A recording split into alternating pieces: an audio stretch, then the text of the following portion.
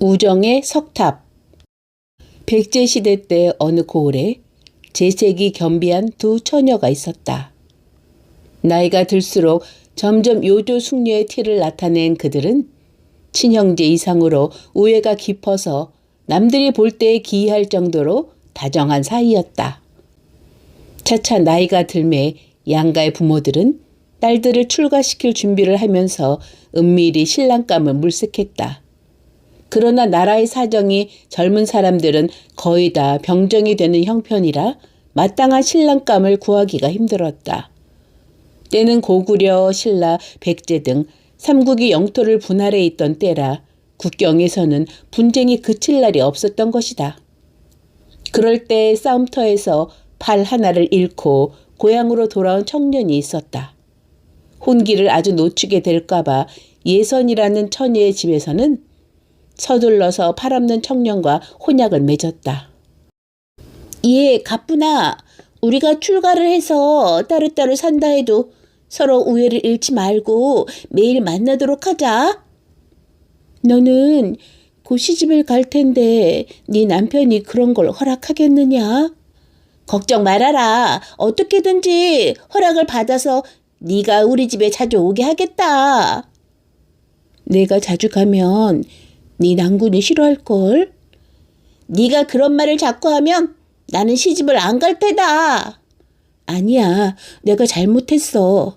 괜히 그래 본 것이지. 이토록 두 처녀는 떨어질 줄을 몰랐다. 얼마 후 예선이 시집을 가고 말았다. 그러나 시집을 간 여자가 어떻게 마음대로 친구를 만날 수 있겠으며 또한 가뿐이도 나이가 찬 처녀로서 시집살이를 하는 남의 집에 어떻게 번거롭게 출입을 할 수가 있단 말인가. 하루는 예선이 자기 남편에게 말을 했다. 서방님께 간절한 청이 있어온데 꼭 들어주셔야만 합니다.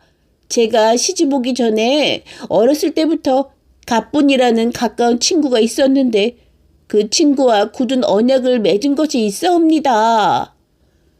굳은 언약이란 것이 무엇이오? 가뿐이가 출가할 동안 우리 집에 같이 살게 주십시오.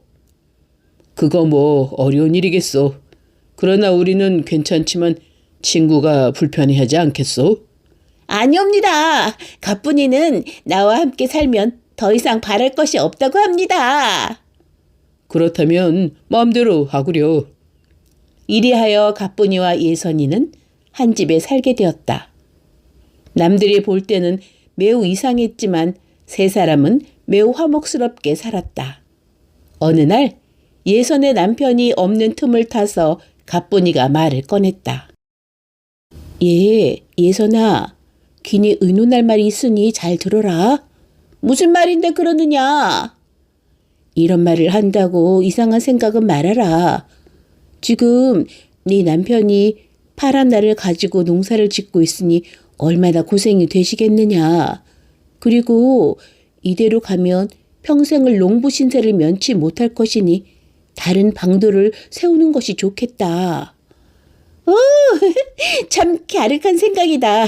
무슨 좋은 방법이라도 있어? 그래서 내가 이런 생각을 해보았어.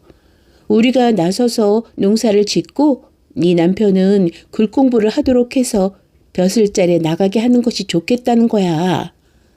고마운 말이지만 우리 남편 때문에 너까지 고생시켜서야 될 말이냐. 너는 쓸데없는 말을 다 하는구나. 네 고생이 내 고생이나 마찬가지인데 그런 말을 하지 말고 네 남편에게 잘 이야기를 해봐. 아내로부터 이런 말을 들은 예선의 남편은 펄쩍 뛰었다.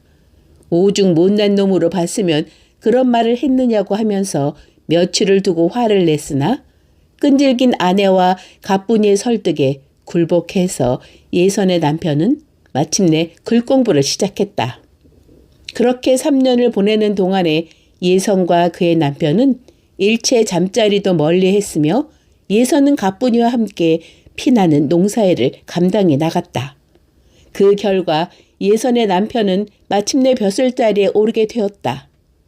이제부터는 고생스러웠던 생활을 말끔히 씻어버리고 새 출발을 하게 되었는데 뜻밖에도 예선이 중병에 걸리고 말았다. 남편과 가뿐의 온갖 정성에도 불구하고 예선은 죽음에 임박했다. 그때 그녀는 여보, 제가 먼저 가게 되니 그제가 끔찍합니다. 제가 죽거든 가뿐이를 아내로 맞이해서 사십시오. 이 세상에서 부모 형제보다도 더 귀한 가뿐이가 그동안 우리로 인해서 너무나 고생을 많이 했으니 그 은혜에 보답하기 위해서도 가뿐이와 꼭 결혼을 하셔야 합니다. 가뿐아, 너도 꼭 서방님과 혼인을 하도록 해라. 이러한 유언을 남기고 예선은 곧 숨을 거두고 말았다. 남편은 참을 길 없는 슬픔을 억누르면서 예선의 장사를 후히 지냈다. 그리고 몇 달이 흘러갔다. 한 집에 살면서도 조금도 이상한 생각을 품지 않았던 두 사람이었으나 하루는 예선의 남편이 가뿐이에게 조용히 의논을 하자고 말했다. 나의 전처인 예선이 유명을 달리할 때 우리 두 사람에게 신진당부를 하였고 또한 우리가 부부를 맺는데 하등거리할 것이 없으니 이제 혼례를 거행함이 어떠하겠소? 이 말을 들은 가뿐은 눈물을 뚝뚝 떨어뜨렸다. 아니, 왜 그러시오? 나는 그대의 마음을 어지럽게 하고 내 일신을 편하게 하기 위해서 혼인을 맺자고 한 것이 아니오. 다만 그대의 은혜에 보답하고 전체의 유언을 따르자 함이니 그대의 마음에 합당치 않으면 혼인을 맺지 않으면 되는 것이오. 소녀의 말을 과히 심려치 마시고 들어주시옵소서. 예선이 죽을 때 한 유언은 소녀의 두 눈이 떠있는 한은 도저히 이룰 수 없는 말인 것입니다.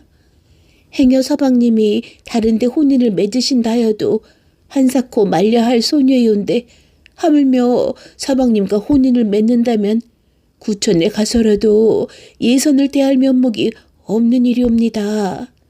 그러니 도저히 불가한 줄 아옵고 또한 소녀에게 은혜를 입었다 하심은 사리에 맞지 않는 말씀이옵니다.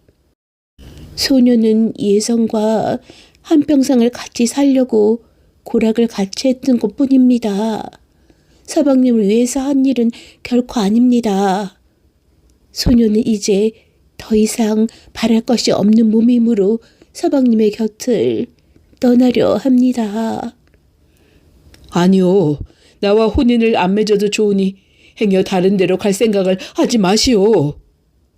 예선의 남편은 자기의 행복을 찾을 수 있으면서도 끝끝내 친구와의 친을 지키려고 자신의 일생을 돌보지 않는 가뿐이에게 깊이 감동을 했다. 얼마 후 가뿐이는 외로움과 허무감에 휩싸여 머리를 깎고 산으로 들어가고 말았다. 후세 사람들은 가뿐과 예선의 순관 우애를 널리 규감으로 삼고자 마을의 석탑을 2개 나란히 세웠는데 이것이 바로 경기도 광주군에 있는 탑산동 석탑인 것이다.